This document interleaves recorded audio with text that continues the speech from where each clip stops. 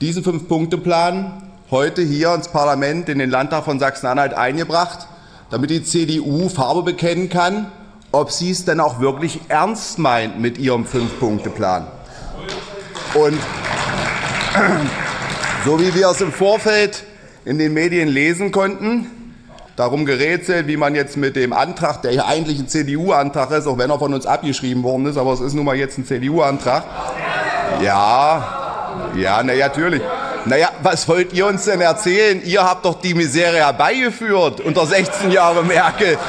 Also, wissen Sie, Herr Heuer, wir haben in Deutschland aktuell eine Situation, wo im 14-Tage-Rhythmus schwere Angriffe auf Menschenleben, Messermörder sich austoben. Und Sie berufen sich auf einen Koalitionsvertrag. Und wie ist das jetzt?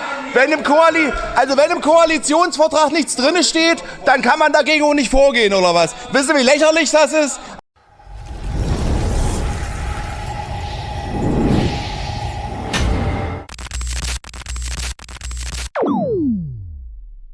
Hey Leute, schön, dass ihr wieder dabei seid. Die CDU stellt einen 5-Punkte-Plan zur Migration vor. Doch Matthias Büttner von der AfD deckt auf, das ist nichts anderes als eine Wahlkampflüge. Er zieht die Maske der CDU runter und zeigt, dass sich nach der Wahl rein gar nichts ändern wird. Im Landtag kocht die Stimmung hoch. Die CDU windet sich und das Chaos ist perfekt. Wenn ihr wissen wollt, wie die CDU hier vorgeführt wird, dann bleibt dran. Lasst ein Like da, abonniert den Kanal und schreibt unbedingt in die Kommentare, was ihr von diesem CDU-Schauspiel haltet. Auf geht's! Die Sicherheitslage in Deutschland ist ein absolutes Desaster. Jeden Tag neue Horrormeldungen.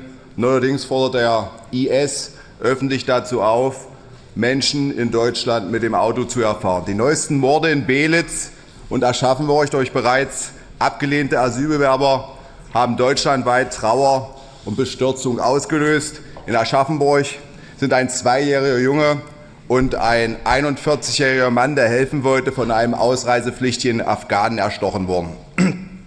In Belitz hat ein 23-jähriger aus Guinea den jungen CDU-Kommunalpolitiker Christopher R. die Kehle aufgeschlitzt. Diese Taten verdeutlichen zunehmend eine Gewaltspirale in Deutschland, die es so vorher nie gegeben hat. Anschläge wie Mannheim, Solingen und Magdeburg unterstreichen das nochmal. Die derzeitige Asyl- und Einwanderungspolitik gefährdet die Sicherheit der Bürger und untergräbt das Vertrauen in den Staat. Die Politik hat es versäumt, die Migration zu kontrollieren, nationales Recht durchzusetzen und Fehleinreize wie hohe Sozialleistungen zu beseitigen. Deutschland braucht eine 180-Grad-Wende in der Asyl- und Migrationspolitik. Und aus diesem Grund haben wir uns gefreut, dass die CDU-Fraktion im Deutschen Bundestag einen 5-Punkte-Plan zur Bewältigung der Migrationskrise eingebracht hat und haben diesem 5-Punkte-Plan auch zugestimmt. Nun leider, meine sehr geehrten Damen und Herren, ist es so, dass wir gleichzeitig natürlich auch die Angst haben, dass die CDU diesen Antrag in den Bundestag nur eingebracht hat, um bei den Wählern zu punkten. Und darum haben wir diesen 5-Punkte-Plan heute hier ins Parlament, in den Landtag von Sachsen-Anhalt eingebracht, damit die CDU Farbe bekennen kann, ob sie es denn auch wirklich ernst meint mit ihrem 5-Punkte-Plan. Und so wie wir es im Vorfeld in den Medien lesen konnten, ging ja dann die Scharade im Hintergrund schon los. Man hat innerhalb der Koalition darum gerätselt, wie man jetzt mit dem Antrag, der ja eigentlich ein CDU-Antrag ist, auch wenn er von uns abgeschrieben worden ist, aber es ist nun mal jetzt ein CDU-Antrag. Ja, natürlich. Naja, was wollt ihr uns denn erzählen? Ihr habt doch die Misere herbeigeführt unter 16 Jahre Merkel. Also, während wir die ganze Zeit dagegen agiert haben und versucht haben, die Situation zu retten, wart ihr doch diejenigen, die die Migrationskrise immer weiter vorangetrieben haben. So, und darum haben wir ja diesen Antrag heute auch eingebracht, weil wir euch eben demaskieren wollen. Ihr seid Wahlbetrüger, meine sehr geehrten Damen und Herren. Ja, so ist das. Auf jeden Fall hat es hinter den Kulissen mächtig gebrodelt. Man hat sich darüber Gedanken gemacht, wie kann man jetzt diesen dieser Misere aus dem Weg gehen. Den eigenen Antrag mit den eigenen Positionen, den kann man ja nicht zustimmen, weil der hat jetzt die AfD eingebracht. Abgesehen mal davon befindet man sich ja mit der SPD in einer Koalition. Und dann hat man sich gedacht, man entwirft mal einen Alternativantrag, der sozusagen eine weichgewaschene Version von dem Originalantrag ist. Aber nicht mal den haben sie geschafft, die heute einzubringen, weil die SPD-Bundesspitze interveniert hat. Und das stand doch in der Zeitung, wenn es eine Lüge ist, dann können Sie, Frau Pehle, ist doch kein Problem, dann stellen Sie es doch einfach klar. Soll ich Ihnen jetzt einen Artikel, ich suche Ihnen nachher einen Artikel. Auf jeden Fall.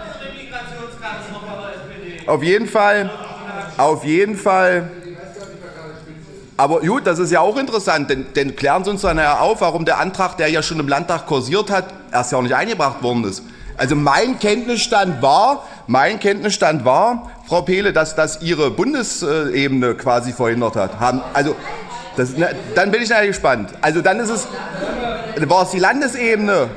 Naja, wir werden uns nachher aufklären. Eins ist Fakt, Sie haben es nicht mal geschafft, diese weiche, waschene Version einzubringen und wollen heute davonkommen, indem Sie Ihren eigenen Antrag, den Sie im Bundestag gestellt haben, in den Ausschuss überweisen wollen. Und da soll er dann versanden bis nach der Wahl, damit da gar keiner mehr drüber spricht und die Menschen nicht vor Augen geführt bekommen, dass sie diese Migrationskrise mit ihrem 5-Punkte-Plan nach der Wahl nicht lösen werden.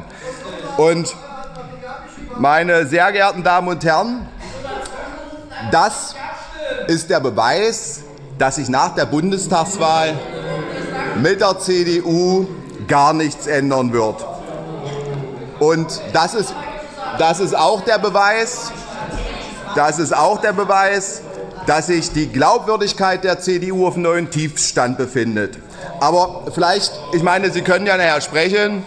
Vielleicht, ich finde es ja gut, wie Sie hier so agieren und wir haben ja voll ins Wespennest gestochen. Die ganzen Reaktionen hier, das bin ich ja gar nicht gewöhnt, auch so im Chor.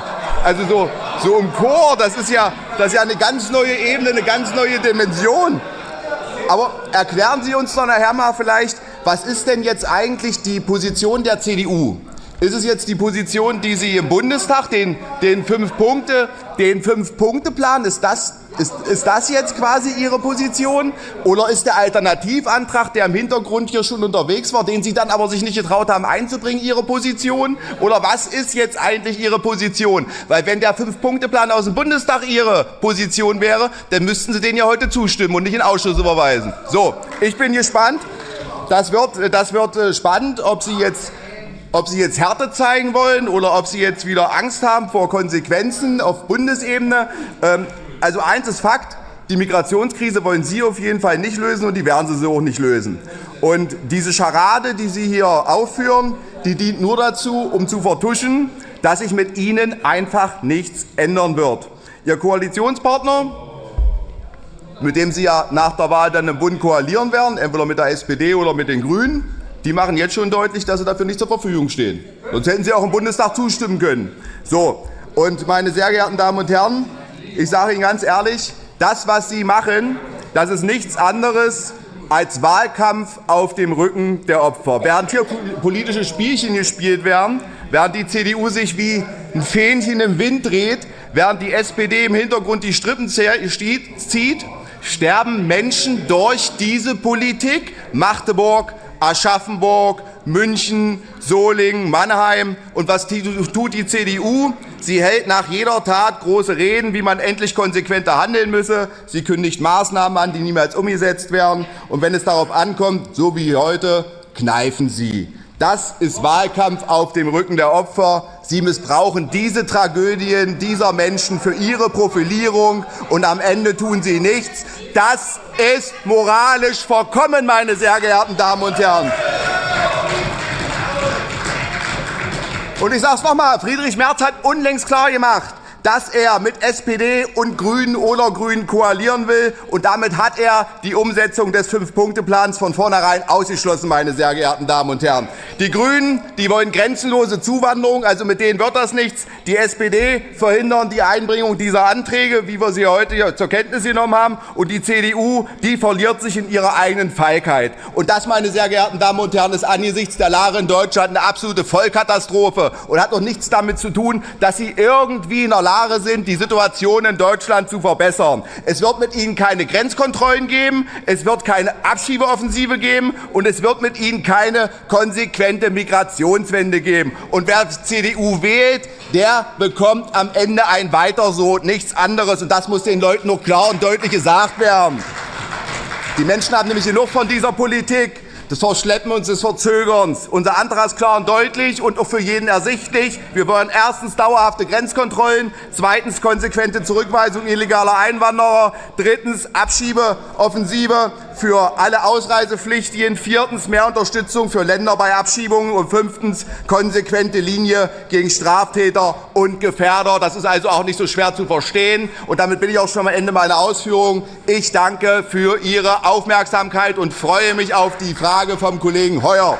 Danke, Frau Präsidentin. Ich wollte es nicht vom Platz aus machen.